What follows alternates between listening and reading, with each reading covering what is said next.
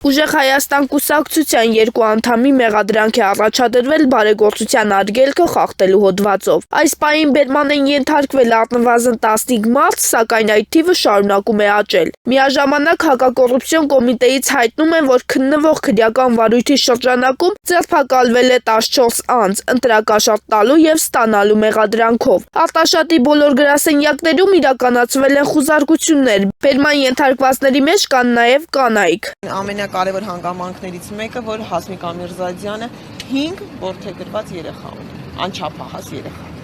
Ես կարծում եմ, հույսով եմ, այս մասը հաշվի կառնում։ Մի շարք փաստաբանների աշխատանքը խոչընդոտվում է։ Նրանց չեն թույլատրում մուտք գործել եւ իրավաբանական ծառայություններ մատուցել իրենց վստահորդներին։ Նրանց որոշ ահազանգերից հետո փաստաբանների մի մասին այնուամենայնիվ հաջողվել է ներս մտնել։ Կարծում եմ, որ ուշով հետևում են Ուժեղ Հայաստան կուսակցության գործունեությանը, որևէ փաստաբան չի կարող,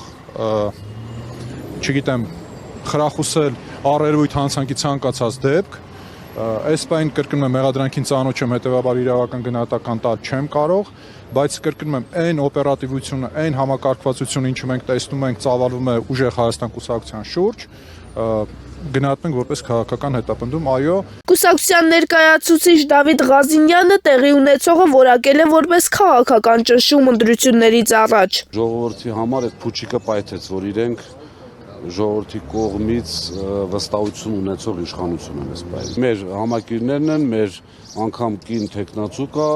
մեր ցուցակում գտնվող կին տեխնացու կա, իրենց մեջ նորից թիրախավորում են կանանց, նորից ճիշտ ասած տեղյակ չեմ, բայց համոզված եմ հերթական այսպես ոչ եթերային ասեմ Սարգսին է։